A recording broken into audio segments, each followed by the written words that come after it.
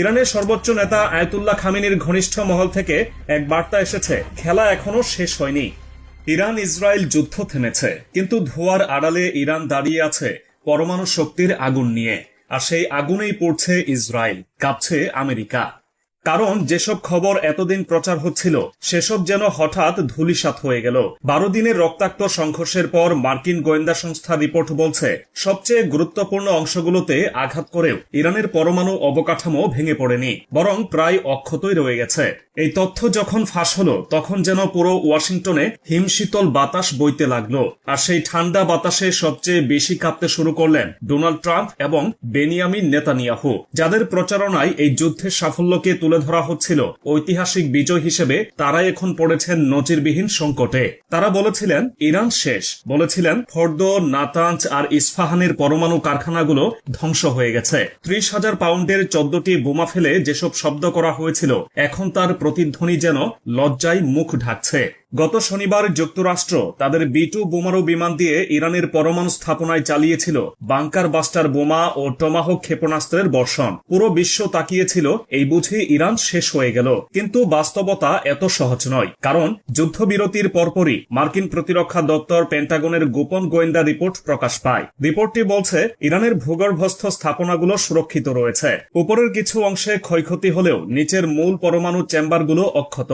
এমনকি এই আঘাত আসার আগে ইরানের বিজ্ঞানীরা তাদের সবচেয়ে সমৃদ্ধ ইউরেনিয়ামের ভান্ডার গোপন কোন স্থানে সরিয়ে ফেলেছিলেন। যুক্তরাষ্ট্রের সেন্ট্রাল কমান্ডের তথ্য অনুযায়ী এসব আক্রমণ ইরানের পরমাণু কর্মসূচিকে বড়জোর কয়েক মাস পিছিয়ে দিতে পেরেছে, আর এতেই উল্টো দিশেহারা হয়ে পড়েছে হোয়াইট হাউস।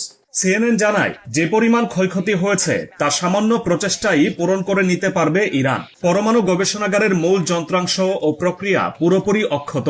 আয়াতুল্লাহ খামেনির তত্ত্বাবধানে থাকা বাহিনী এই প্রক্রিয়াকে আরো গতিশীল করে তুলে ফেলার মতো সক্ষমতা রাখে। অথচ ট্রাম্প প্রশাসনের লোকেরা একের পর এক বিবৃতি দিয়ে যাচ্ছেন যুদ্ধের লক্ষ্য পূর্ণ হয়েছে। তাদের সেই দাবির বিপরীতে রয়টার্স জানাচ্ছে, ইরানের ইউরেনিয়ামের মজুত এখনো অপসারণ করা হয়নি, বরং সেটি কোথায় আছে তা খুঁজে পাওয়া যাচ্ছে না। IAEA প্রধান গ্রোসি স্পষ্ট ভাষায় বলেছেন, প্রায় 900 পাউন্ড সম্ভাব্য সমৃদ্ধ ইউরেনিয়ামের অবস্থান আজও অজানা।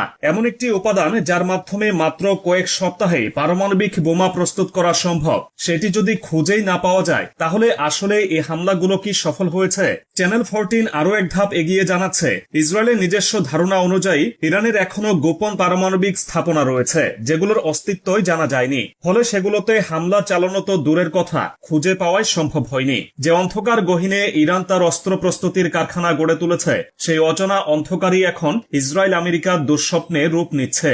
এদিকে আরও এক বিস্ফোরক ঘটনা ঘটেছে। যে মানুষটিকে ইসরায়েলের হামলায় নিহত বলে প্রচার করা হচ্ছিল, সেই কোচ ফোর্সের কমান্ডার ইসমাইল কানি, তিনিও সম্পূর্ণ সুস্থ এবং জীবিত।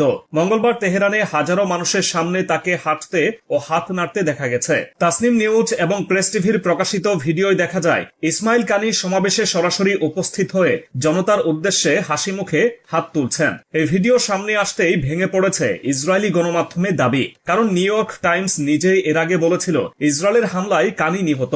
অথচ এখন সেই কানি তেহরানের রাস্তায় হাঁটছেন, জনতার অভিনন্দনে সাড়া দিচ্ছেন। এজন্য আরেকটা অদৃশ্য ধাক্কা দিচ্ছে তেল আবিব আর ওয়াশিংটনের গায়ে। তেহরান ইতিমধ্যে বলে দিয়েছে, তারা আর কোনো পরমাণু সংযমের চুক্তি মানতে বাধ্য নয়। ইরানের পরমাণু শক্তি সংস্থার প্রধান মোহাম্মদ ইসলামি স্পষ্ট ভাষায় বলেছেন, হামলার ফলে কিছু ক্ষয়ক্ষতি হয়েছে, কিন্তু প্রয়োজনীয় সব ব্যবস্থা আমরা নিয়েছি। কর্মসূচি চালু থাকবে, এগিয়ে যাবে। এই ঘোষণার মধ্য দিয়ে বিশ্ব যেন শুনতে পেল, এই লড়াই এখনো শেষ নয়। কারণ ইরানের পরমাণু শক্তি শুধু একটি প্রযুক্তি নয়, এটি এক মহাসামরিক বার্তা। আমরা টিকে আছি এবং আমরা প্রস্তুত আছি।